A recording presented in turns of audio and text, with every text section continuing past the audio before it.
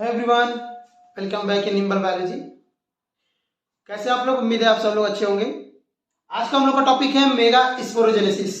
अभी तक हम लोगों ने ये पढ़ा था कि फीमेल गैमेटोफाइट क्या होता है, एक ओव्यूल का स्ट्रक्चर क्या होता है, ये चीजें हम लोगों ने देख लिया था। आज का हम लोग का टॉपिक है कि मेगा स्पोरोजेनेसिस। कि मेगा स्पोरोजेनेसिस क्या होता है, ये कौन सी प्रोसेस है। तो मेगा स्पोरोजेनेसिस का मतलब क्या है, दो वर्ड से बना हुआ है।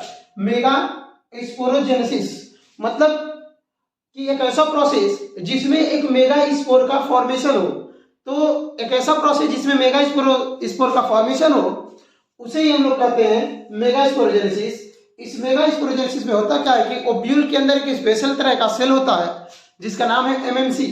उस एमएमसी से माइटोसिस के द्वारा, मियोसिस के द्वारा एक स्पोर का फॉर्मेशन होता है, बड़े से स्पोर का फॉर्मेशन होता है जिसे हम लोग कहते हैं मेगा स्पोरोजेनेसिस, या इसे हम लोग कहते हैं गुरु बीजाणु। अभी हम बात करते हैं कि स्ट्रक्चर कैसे बनता है, क्या एमएमसी होता है। तो इस चीज को देखने के लिए हम एक बार पीछे लोग चलेंगे कि हम लोग देखे थे कि ओव्यूल का स्ट्रक्चर जो होता है वो कैसा स्ट्रक्चर होता है। तो हम लोग देखे थे कि ओव्यूल का स्ट्रक्चर नॉर्मली ऐसा होता है। जब ये ओव्यूल को देखेंगे तो यहाँ पे इसके जो अंदर का न्यूक्लियस वाला सेल वाला है, इस सेल वाल का जो न्यूक्लियस का जो इसका सेल है, इसका जो एपिडर्मिस है, इसका कुछ सेल मॉडिफाई कर जाता है और कुछ ऐसे मॉडिफाई करता है कि इसका जो साइटोप्लाज्म है वो काफी डेंस हो जाता है, और डेंस होकर के इसका न्यूक्लियस क्या हो जाता है, प्रोमिनेंट हो जाता है।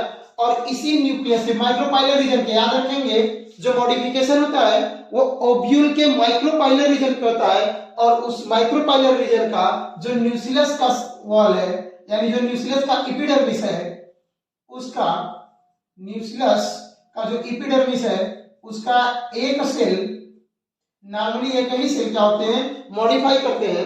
और ऐसे मॉडिफाई करते हैं कि उनका साइटोप्लाज्म काफी डेंस हो जाता है और न्यूक्लियस प्रोमिनेंट हो जाता है, और ये इस एपिडर्मिस से अलग हो जाते हैं और एक स्पेशल तरह का डेवलपमेंट करते हैं, एक स्पेशल तरह का फॉर्मेशन करते हैं, स्पेशल तरह के सेल का निर्माण करते हैं।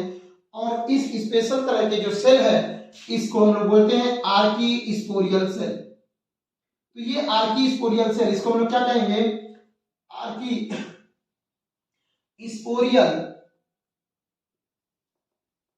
Archie स्पोरियल cell. तो इस सेल का नाम क्या हुआ, आर्की स्पोरियल सेल। अब ये आर्की स्पोरियल सेल क्या करता है कि जो ये आर्की स्पोरियल सेल बना है ये डायरेक्ट एक्ट करने लगता है एक एमएमसी की तरह। यानी जो आर्की स्पोरियल सेल है वह डायरेक्ट एक्ट एज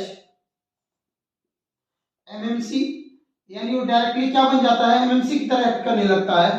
तो ये हो सकता है इस तरह का डेवलपमेंट। दूसरा करें कि इसके पास जो आर्की स्पोरियल सेल है वह डायरेक्ट न करके वह कुछ डिफरेंट तरह से करता है। कैसे डिफरेंट करता है, यही आर्की स्पोरियल सेल जो है वह एक डिवीजन करता है जिसको हम लोग बोलते हैं पेरिक्लाइन डिवीजन। तो एक डिवीजन करता है जिसको हम लोग कहते हैं पेरिक्लाइन डिवीजन। तो ये पेरिक्लाइन डिवीजन जो होता है, या इसी को हम लोग कहेंगे पीसीडी।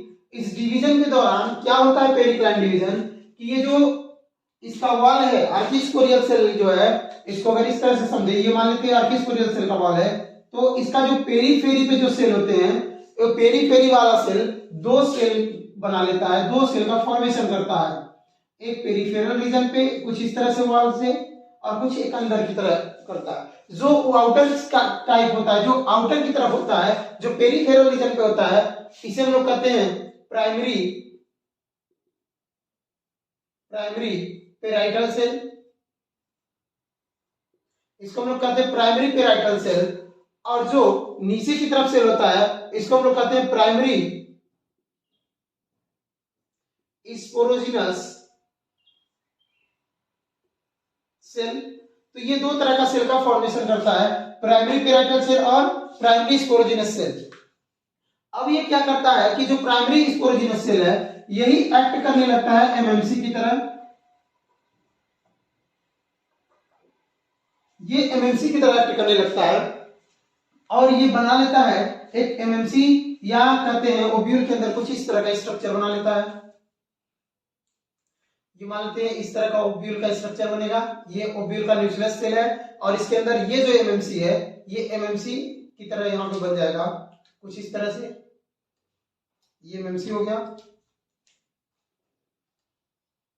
एमएमसी की तरह एक्ट करेगा, इसका मतलब ये मेगा स्पोर बनाने में हेल्प करेगा। जो बाकी बचा पेराइटल सेल है, ये पेराइटल सेल क्या करता है, डिवाइड करके, बार बार डिवाइड करके ये इसके अंदर एक टिश्यू बना लेता है जिसको कहते हैं हम लोग पेराइटल टिश्यू। तो ये पूरी तरह से एक टिश्यू से इसमें भर जाता है कुछ इस तरह से।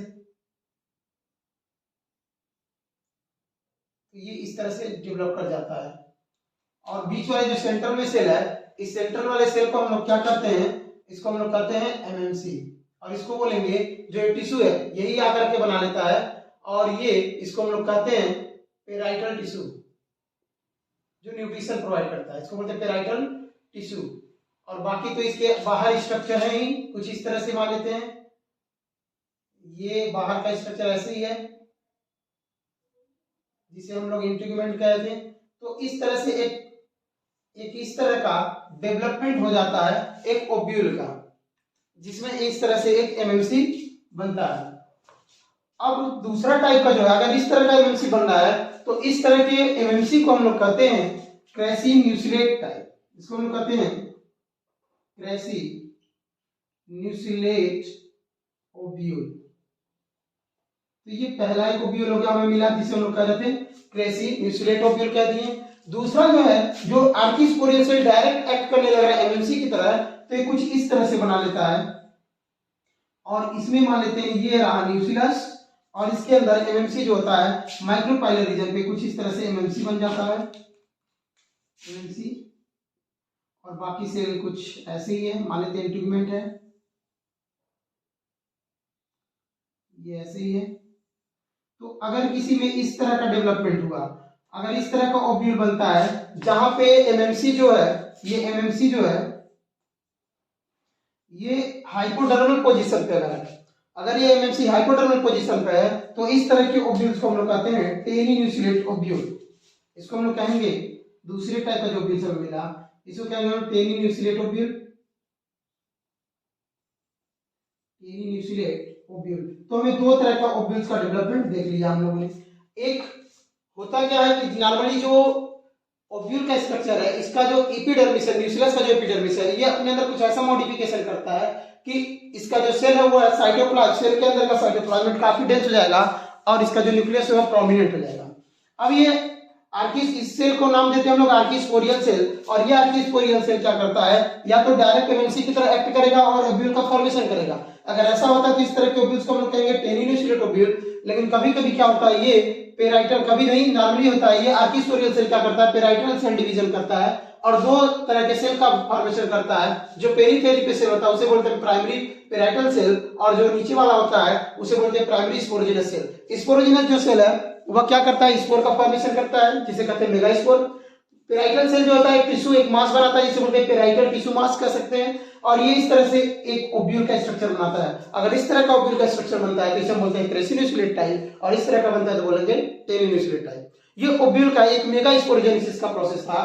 तो यहाँ पे देखा गया, अभी हम लोग कुछ पढ़े नहीं, अभी हम लोग ने क्या देखा, मेगास्पोरोजेनेसिस ये नहीं है, अभी हम लोगों ने देखा कि मेगास्पोरोजेनेसिस में ये जो ओब्यूल से कैसे एक एमएमसी का फॉर्मेशन होता है, ये हम लोग देखेंगे। अब एमएमसी क्या करता है आगे के देखेंगे हम लोग। अभी देखें कि एमएमसी का निर्माण जो होता है, एमएमसी का फॉर्मेशन कैसे एक ओब्यूल में होता है, तो ये चीजें देखते हैं। अब हम लोग देखते हैं कि इस एमएमसी का होता क्या है, ये एमएमसी क्या करता है, तो इस चीज को देखते हैं। अब जो एमएमसी है ये क्या करेगा, तो एमएमसी जो है वह नॉर्मली एक एमएमसी को हम लोग बाहर निकालते हैं और देखते हैं क्या कैसे ये डेवलप करता है। तो ये मान लेते हैं एमएमसी है, जब ये एमएमसी बाहर आया, ये एमएमसी जब बाहर आएगा, अब इसको हम लोग कह देंगे ये एमएमसी है, एमएमसी। और ये इसका माइक्रोपाइलर रीजन है और नीचे वाला चैलेंजर रीजन है। अब इसकी पोलैरिटी कितनी है, 2n है। ये एमएमसी क्या करता है, ये करता है मियोसिस, और मियोसिस करके 4 सेल बनाता है कुछ इस तरह से। इस तरह से 4 सेल का डेवलपमेंट कराता है, और जो चारों सेल है याद रखेंगे माइक्रोपाइलर रीजन चैलेंजर रीजन का है। क्या किया है, मियोसिस। तो ये मियोसिस करके 4 सेल बनाया, और यहाँ पे चूंकि 2n था, मियोसिस हुआ तो हर एक सेल की पोलैरिटी कितनी हो जाएगी, n, यानी ये हैप्लॉइड हो जाएगा। और जो हैप्लॉइड, ये जो स्ट्रक्चर है इसे बोलेंगे मेगास्पोर, और इसके जो सेल है मेगास्पोर, ये जो हैप्लॉइड सेल है वह चारों एक लीनियर में सेल अरेंज है, इसलिए इसको बोलते हैं मेगास्पोर टेट्राहेड्स। और लीनियर टेट्राएड्स के नाम से भी जानते हैं। इसको हम लोग कहेंगे लीनियर टेट्राएड, क्योंकि कैसे अरेंज है, टेट्राएड 4 है और लीनियरली अरेंज है, इसलिए इसको बोलते हैं टेट्राएड। फिर क्या करता है ये एमएमसी फिर से जो माइक्रोपाइलर रीजन है, माइक्रोपाइलर रीजन से ये 3 सेल इसके डीजनरेट कर जाते हैं। केवल बचता क्या है, केवल इसके जो चैलेंजर रीजन है, ये माइक्रोपाइलर रीजन, केवल इसके चैलेंजर रीजन का एक सेल फंक्शनल बच जाता है। ऊपर वाले जो 3 सेल है वो डीजनरेट कर जाते हैं, तो डीजनरेट को हम लोग ऐसे दिखाते हैं। बचा हुआ जो सेल है, जो एक सेल बचा रह जा रहा है, वो फंक्शनल मेगास्पोर बनाता है। और यही केवल अभी किस रीजन का है ये हमें याद रखना है, माइक्रोपाइलर रीजन के डीजनरेट कर गया चैलेंजर रीजन का केवल एक मेगास्पोर फंक्शनल बचेगा, तो इसे हम लोग बोलेंगे फंक्शनल मेगास्पोर। ये बन गया हमारा फंक्शनल मेगास्पोर। पूछ सकता है इसकी पोलैरिटी कितनी है, तो इसकी पोलैरिटी अब n है, क्योंकि मियोसिस हो चुका है। तो एक एमएमसी में इस तरह से एक एमएमसी से एक फंक्शनल मेगास्पोर का डेवलपमेंट होता है, और इसी प्रोसेस को हम लोग कहते हैं मेगास्पोरोजेनेसिस। यानी एक एमएमसी से कैसे एक मेगास्पोर का फॉर्मेशन हो रहा है, इसी प्रोसेस को हम लोग कहेंगे मेगास्पोरोजेनेसिस। अब मेगास्पोरोजेनेसिस जो होता है वह सभी प्लांट्स में एक तरह का नहीं होता है, वह कुछ डिफरेंट तरह के भी होते हैं। नॉर्मली भी कुछ होते हैं कि ज्यादातर प्लांट में एक ही तरह का होगा, लेकिन कुछ ऐसे स्पीशीज हैं जिसमें मेगास्पोरोजेनेसिस की जो प्रोसेस है वो डिफरेंट तरह की होती है। तो इसको हम लोग एक टेबल के जरिए पूरे उसको समझने की कोशिश करें कितने टाइप का होता है, और उस चीज को देखते हैं। जिसको स्क्रीनशॉट लेना है वो इतना ले सकता है, फिर इसके बाद स्टार्ट करते हैं टेबल। चलिए तो देखते हैं आगे इस टेबल को। उम्मीद है सब लोगों ने स्क्रीनशॉट ले लिया होगा। अब देखते हैं कि जो मेगास्पोर होती है उसका डेवलपमेंट डिफरेंट टाइप से कैसे होता है। तो टाइम ताकि ज्यादा न लगे इसलिए हमने एक टेबल को बना दिया है। देखते हैं इसमें क्या है कि एक साइड हम लोग ले लेंगे कि type of development of embryo sac, मतलब एम्ब्रियो सैक का डेवलपमेंट कितने टाइप से होता है, एक टेबल बना लेंगे। एमएमसी सबकी सेम ही होगी। फिर मेगास्पोरोजेनेसिस जो हो रहा है वह यहाँ पे मियोसिस कैसे ये कर रहा है ये इसकी बात करेंगे। फिर कितनी बार माइटोसिस कर रहा है, और फिर कैसे लास्ट में फाइनली एक एम्ब्रियो सैक या फीमेल गैमेटोफाइट का डेवलपमेंट कर रहा है। तो पहला इसमें हम लोग क्या देख रहे हैं कि जो पहला टाइप का है जो डेवलपमेंट इसमें हुआ है, जैसे मेगास्पोर पहला जो टाइप दिया हमें वो दिया कि इसमें मोनोस्पोरिक टाइप का दिया। इसमें पहला जो डेवलपमेंट दिया है वह कह रहा है कि मोनोस्पोरिक टाइप का, शायद दिख ना रहा हो तो उसको ध्यान सुन लेंगे, मोनोस्पोरिक टाइप। और ये जो है मोनोस्पोरिक में 2 तरह के होते हैं, एक होता है पॉलीगोनम टाइप का और दूसरा है मोनोस्पोरिक ओएनोथेरा टाइप का। यानी मोनोस्पोरिक पॉलीगोनम और मोनोस्पोरिक ओएनोथेरा टाइप का। जो मोनोस्पोरिक पॉलीगोनम टाइप का है ये कॉमन टाइप ऑफ डेवलपमेंट कहा जाता है, सबसे ज्यादा एंजियोस्पर्म में पाया जाता है। इसमें क्या होता है कि जो एमएमसी है, ये जो एमएमसी है, इस एमएमसी में होता क्या है, पहले एमएमसी मियोसिस फर्स्ट करती है। जब मियोसिस फर्स्ट करेगी तो ये 2 सेल बना लेगी। फिर से ये मियोसिस सेकंड जैसे ही करती है, अभी हम लोग पीछे समझे थे, जैसे मियोसिस ये सेकंड की तुरंत इसमें 4 सेल बन गए।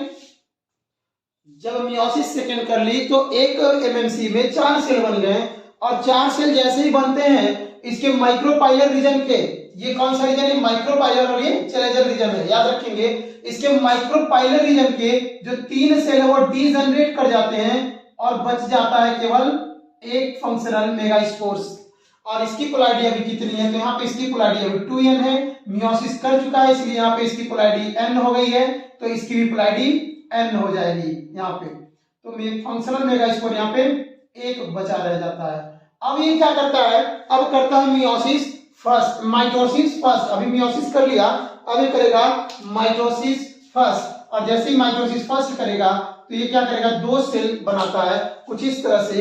एक सेल नीचे चला जाता है, इसका दोनों पोलर रीजन पे एक सेल चले जाते हैं। और फिर क्या करेगा, फिर से मियोसिस सेकंड करेगा, और जैसे मियोसिस सेकंड फिर से करेगा तो फिर क्या हो जाएंगे, यहाँ पे एक न्यूक्लियस जो यहाँ पे थे अब ये 2-2 हो जाएंगे, 2 यहाँ और 2 यहाँ। ये चूंकि क्या कर रहा है, माइटोसिस, अप्लाइड सेल है तो माइटोसिस करेगा।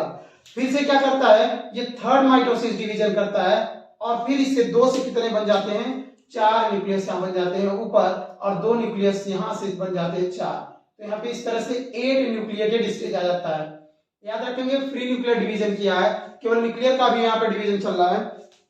तो इस तरह से 2 न्यूक्लियस से या 1 न्यूक्लियस मेगास्पोर से यहाँ से कितने बन गए, 1 न्यूक्लियस स्टेज आ गया। फिर ये क्या करता है, कुछ इस तरह से अरेंज होता है इसमें। ये मान लेते हैं कुछ इस तरह से, ये इसका न्यूक्लियस वाला सेल वॉल है, और जो इसका अरेंजमेंट है 8 न्यूक्लियस का, वह कुछ इस तरह से अरेंज होता है कि एक इसमें से 3 जो 4 सेल ऊपर है और 4 सेल नीचे हैं, वह एक इसमें से बना लेता है फंक्शनल मेगा यहाँ पे स्पोर, या कहते हैं एम्ब्रियो सैक, या यहाँ पे फीमेल गैमेटोफाइट, या इसी को कहेंगे एक सेल बना लेता है। और इसके बगल में 2 बन जाते हैं, जो यहाँ पे 2 न्यूक्लियस होते हैं, एक न्यूक्लियस इधर और एक इधर अरेंज हो जाता है, और ये बना लेता है, दोनों सिनर्जिड बना लेते हैं।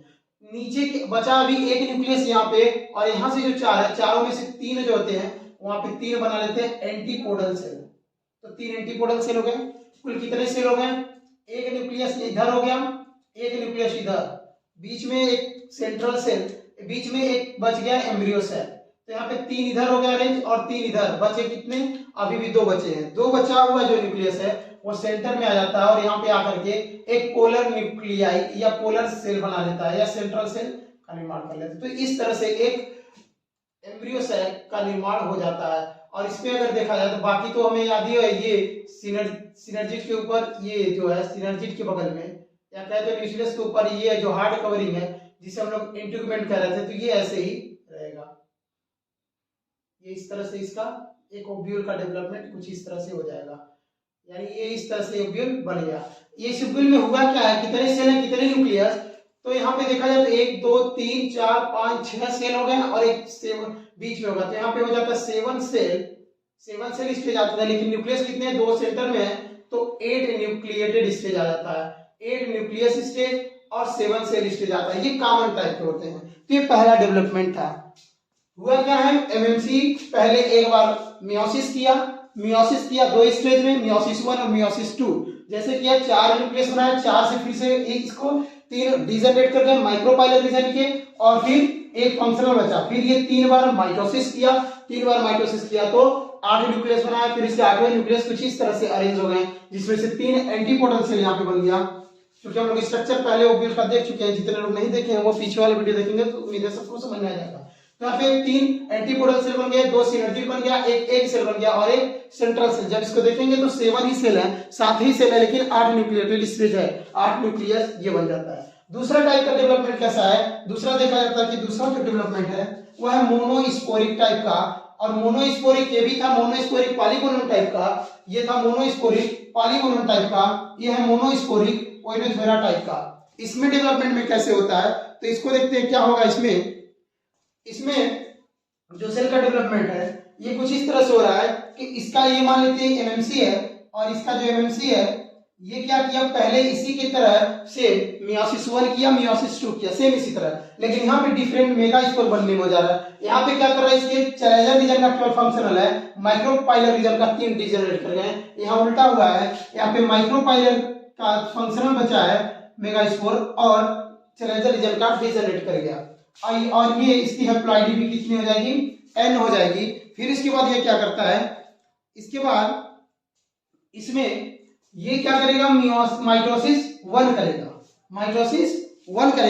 और माइटोसिस जब 1 करता है तो क्या होता है इसको देखते हैं।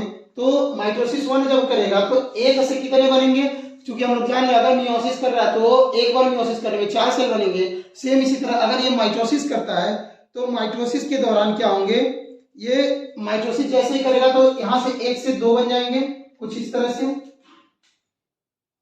1 सेल से 2 बन जाएंगे। लेकिन इसमें जो 2 सेल बने थे ये दोनों अपोजिट पोल पे चले गए थे। यहाँ पे जो सेल बनेगा माइक्रोपाइलर पे केवल यहीं पे दोनों सेल अरेंज हो जाता है, उससे कुछ डिफरेंट हो जाता है इस तरह से। और फिर 2 से क्या करता है, फिर ये करेगा माइटोसिस सेकंड, और जैसे माइटोसिस सेकंड करेगा तो फिर इसके माइक्रोपाइलर रीजन के 2 से कितने हो गए, 4 सेल, कुछ इस तरह 4 न्यूक्लियस यहाँ पे बन जाते हैं। फ्री न्यूक्लियर डिवीजन इस तरह से करता है, यानी एक पोल पे केवल यहाँ पे क्या हो रहा था, यहाँ पे डेवलपमेंट चल रहा था, न्यूक्लियस दोनों पोल पे चले जा रहा, अपोजिट पोल पे चले जा रहे थे, फिर डिवीजन कर। यहाँ पे नहीं, एक ही पोल पे डिवीजन करेगा, एक ही पे 2 न्यूक्लियस बन जाएंगे, फिर 2 से 4 बन जाएंगे। तीसरे बार अगर बनता तो ये 8 न्यूक्लियस फिर आ जाता है स्टेज, लेकिन ये तीसरा वाला नहीं करता है। फिर तीसरा जो माइटोसिस होता है ये नहीं करता है, और इसके केवल 4 न्यूक्लियस रह जाते हैं मोनोस्पोरिक ओइनोथेरा टाइप में। अब ये कैसे अरेंज करता है, तो 4 ही है तो कैसे करेगा कि पूरा बना ले तो पूरा स्ट्रक्चर शायद इसमें नहीं बना, क्योंकि इसमें 8 न्यूक्लियस है और इसमें 8 न्यूक्लियस नहीं है। तो ये कुछ इस तरह से बनाता है। ये क्या करेगा, इसमें ये मान लेते इसमें 4 न्यूक्लियस है, एक तो एक सेल बना लेगा, एक ऊपर से अरेंज होगा तो एक सेल बना लिया, और दो इसमें क्या करता है, दो इसके बन जाते हैं सिनर्जिड। तो एक सिनर्जिड इधर, एक सिनर्जिड इधर, हो गए कितने, इसके 3 न्यूक्लियस अरेंज होगा, बचा एक न्यूक्लियस, वो चलाता है सेंटर में।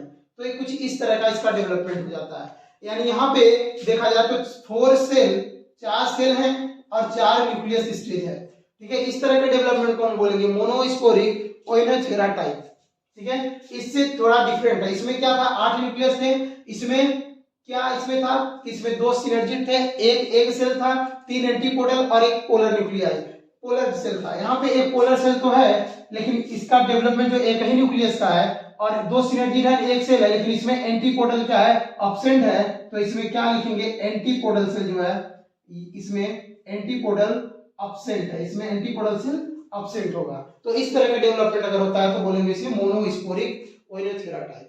दूसरा था बाइस्पोरिक। अब बाइस्पोरिक में क्या करते हैं कि इसे क्या करता है, बाइस्पोरिक में देखा जाए तो इसमें क्या करेगा, तो इसमें कितने हो गए हैं, तो इस तरह से इसमें ये मान लेते हैं, ये इसका एमएमसी है, अभी भी इसकी पोलैरिटी 2n है। ये सेम इसी तरह से मियोसिस फर्स्ट करेगा, और मियोसिस जैसे ही फर्स्ट करता है तो ये 2 सेल बना लेता है, 2 सेल बना लिया।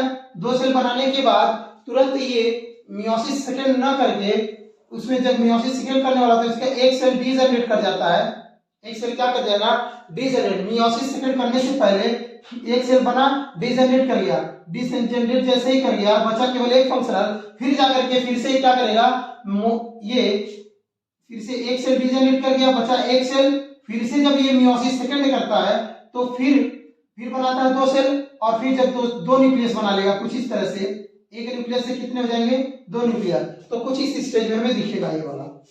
पहले क्या किया, मियोसिस फर्स्ट किया तो 2 न्यूक्लियस बनाया, फिर क्या किया, इसमें से एक डिसजनरेट कर गया, केवल एक फंक्शन बचा, और फिर से डिवाइड किया तो 2 न्यूक्लियस बनाया। इस बार साइटोप्लाज्म का डिवीजन नहीं हुआ, कुछ इस तरह से हुआ, तो ये 2 न्यूक्लियस बना लिया। और जब 2 न्यूक्लियस बना लेता है तो फिर इसके बाद क्या करता है, जैसे उस टाइप में वहां पे बना था सेम उसी तरह से यहाँ भी 2 से कितना बना लेगा। अब तो यहाँ भी क्या करेगा, कुछ इस तरह से फिर से माइटोसिस फर्स्ट करता है, तो यहाँ पे 2 न्यूक्लियस पहले से हैं, माइटोसिस किया, 2 से कितने बन जाएंगे, 4। तो ये कुछ इस तरह से 2 से 4 बना लेता है, उसी के जैसा है, लेकिन थोड़ा सा डिफरेंट है। यहाँ पे एक न्यूक्लियस, यहाँ पे 2 पहले से है। फिर से क्या करेगा, फिर करेगा मियोसिस, माइटोसिस सेकंड। जैसे माइटोसिस सेकंड करेगा, फिर से कितने न्यूक्लियस, 2 से आ जाएंगे 4 ऊपर और 4 नीचे आ जाएंगे। तो कुछ इस तरह से यहाँ पे दिखेगा, यानी पूरा एक स्टेज केवल माइटोसिस सेकंड में ही इसके आ गया है, तो इसको थर्ड माइटोसिस करने की जरूरत नहीं है। तो कुछ इस तरह से ये थर्ड माइटोसिस नहीं करता है, और 8 न्यूक्लियस स्टेज पहले ही आ जाती है।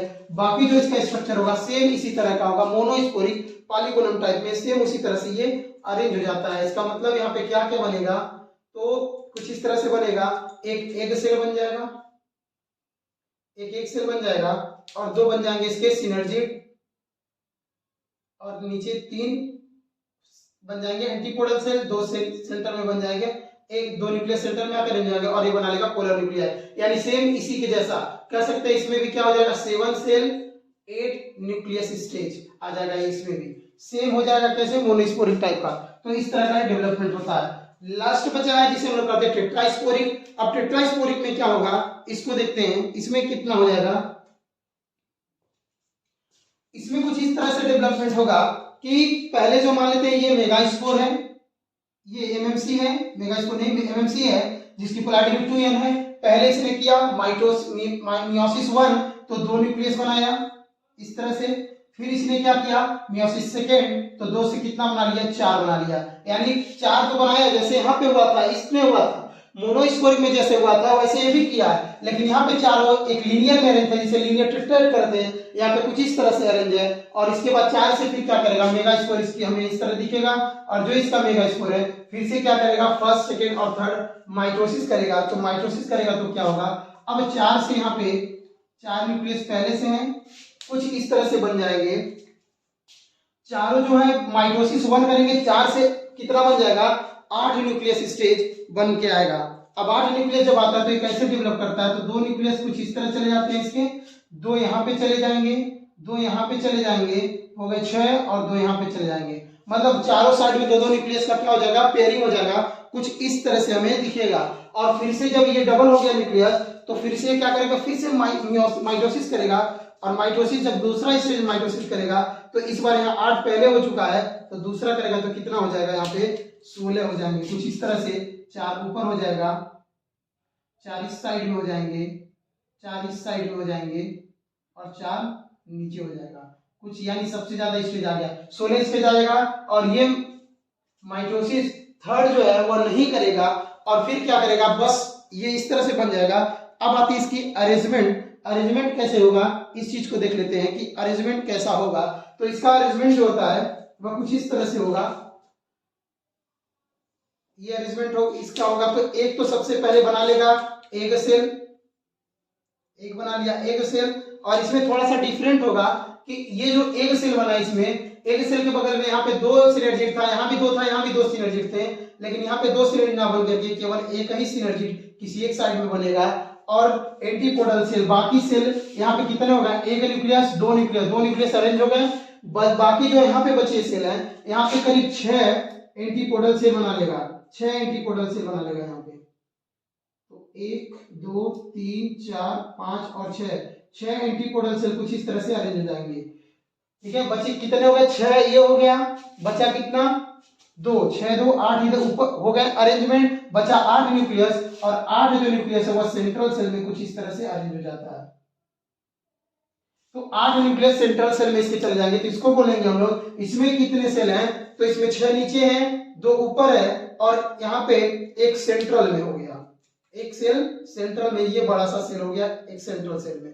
तो यहाँ पे 1 2 3 और 6 नीचे हैं, 9 सेल हो गए, कितने हो गए 9 सेल स्टेज हो गया।